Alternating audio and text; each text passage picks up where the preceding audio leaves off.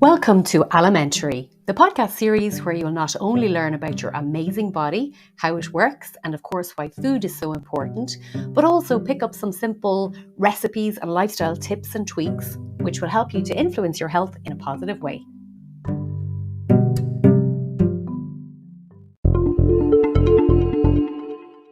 Hello and welcome to this week's episode of Alimentary. Today I'm going to chat about hydration because despite the fact that we all know that we should drink 1.5 to 2 litres of water every day, we often struggle to achieve this. So what I'm hoping to do is give you some information which might serve as motivation to you to make the effort to prioritise drinking enough water every day. So why is drinking that 1.5 to 2 litres every day so important? Well, ensuring that we stay hydrated will benefit our health in many ways. And the first one that we're going to take a look at is maintaining our, the fluid balance in our blood. So fluid balance is vital to health, and it simply means that we should take in the same amount of fluid that we lose, and we're constantly losing fluid when we breathe, when we sweat, and when we urinate. So if we don't drink enough water, or if we experience excessive fluid loss, then we become dehydrated, and this can put pressure on our organs and electrolyte management. So electrolytes are minerals in our body that have an electric charge, and the main 5 that you're probably familiar with are sodium, potassium, calcium, chloride, and magnesium. They're found in our blood, in our urine, in our tissues, and other bodily fluids. Now, these electrolytes are important because they help to balance the amount of water in our body. If we sweat excessively, for example, so if we have a big long sauna, or if we have a really intensive exercise regime, then obviously we need to rehydrate with water, but we also need to replenish our electrolytes. So good things to eat afterwards are things like watermelon, coconut water, avocado, and bananas. So another point about hydrating is that it normalizes our blood pH. Now, you'll probably remember pH from science class at school. And basically, if we lose too much water from our body, that can increase our blood pH and so make it more acidic. This happens because we also lose some blood electrolytes when we lose water, and it's the electrolytes that help to balance our pH levels. So that just makes sure that we're more alkaline than acidic in our blood. Water is also fuel for our muscles. So it's actually the main component of our body, and it's distributed in extracellular and intracellular compartments. And all that means is that it's inside our cells and around our cells.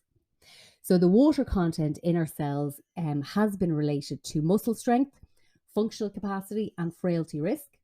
And also the electrolytes that we mentioned earlier help to regulate muscle contractions. So for example, we need calcium to contract our muscles, and we need magnesium to relax our muscles.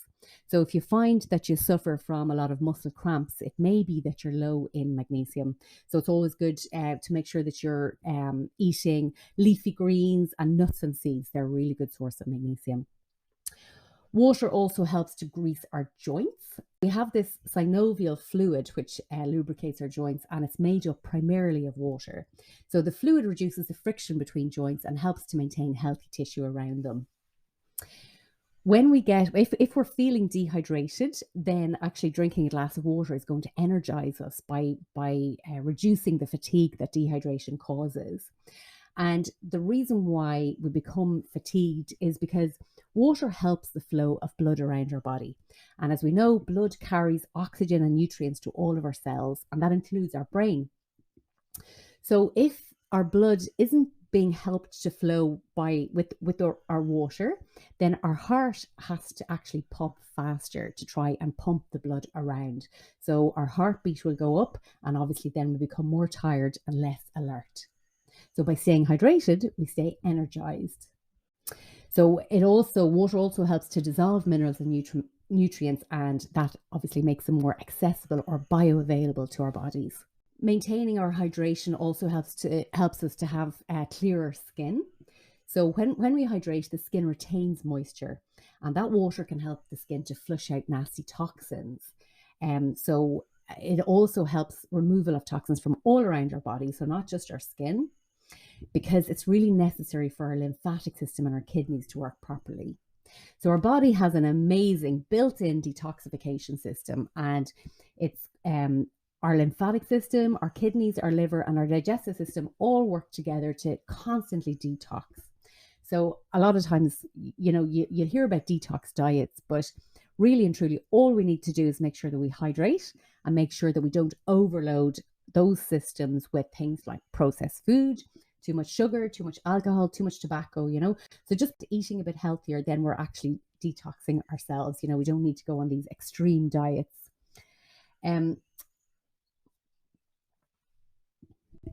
The other thing in relation, I suppose, to the digestive system is that a lack of water can also cause our colon to dry out.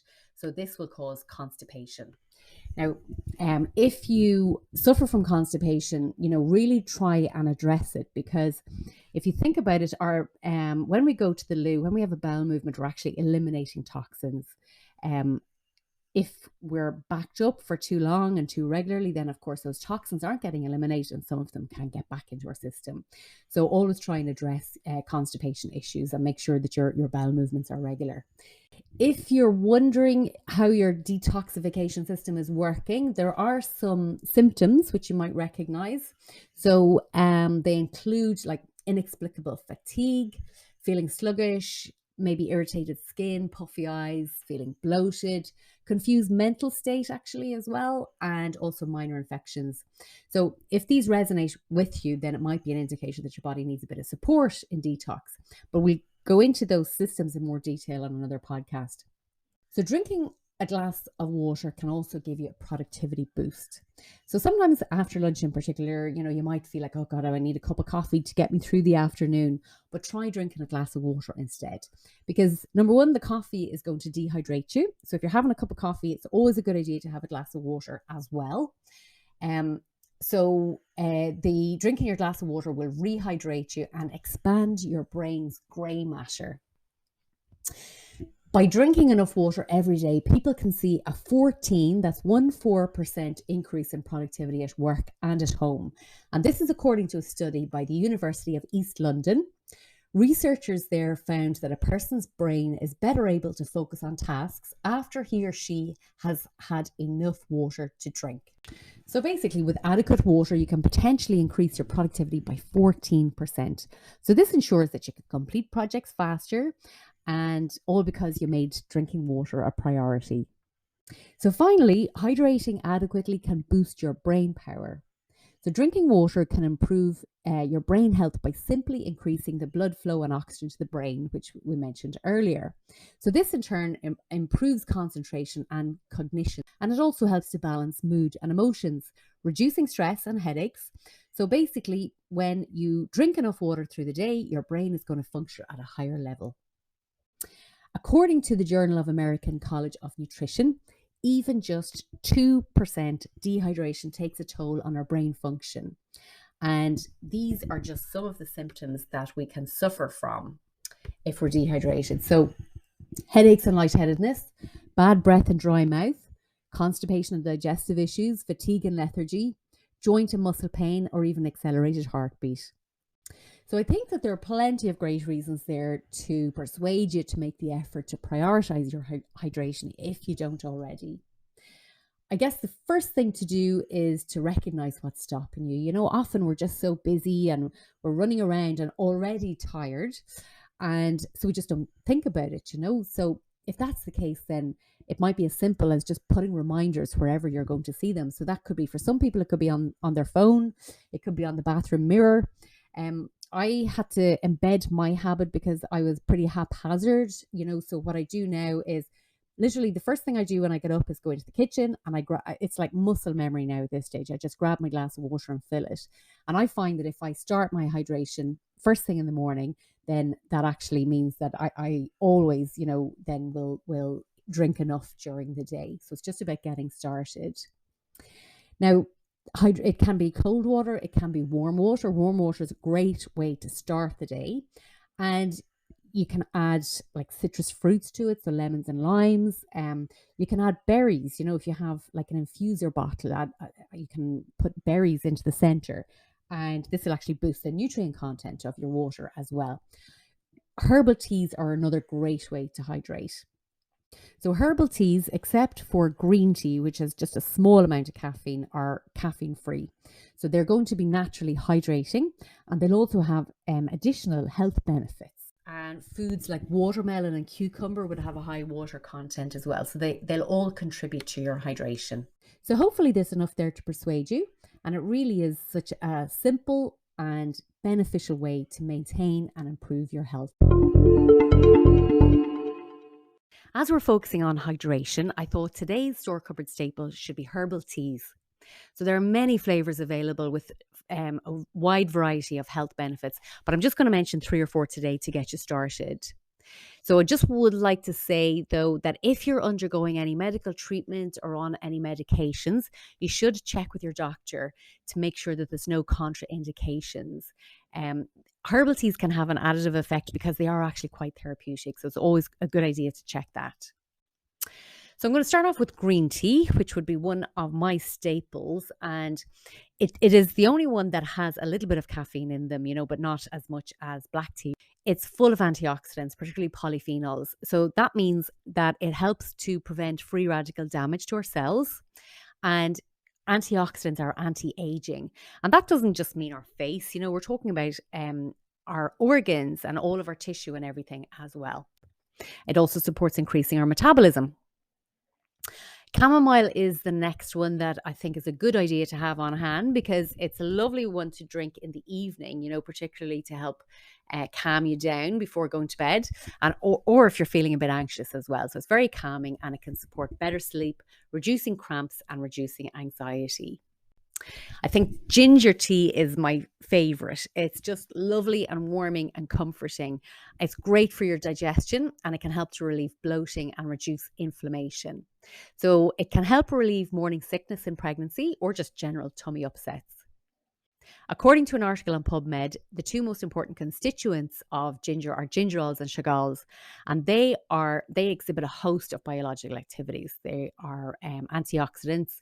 They are antimicrobial, anti-inflammatory, and anti-allergic to various central nervous system activities. So basically, they can offer some protection due to their antioxidant properties as well.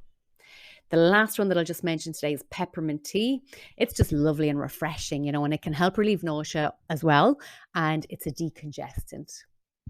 So there's some amazing new herbal tea companies out there making fabulous and delicious blends, and I definitely recommend checking them out. I'm going to give a shout out to one in particular. It's healthtea.ie.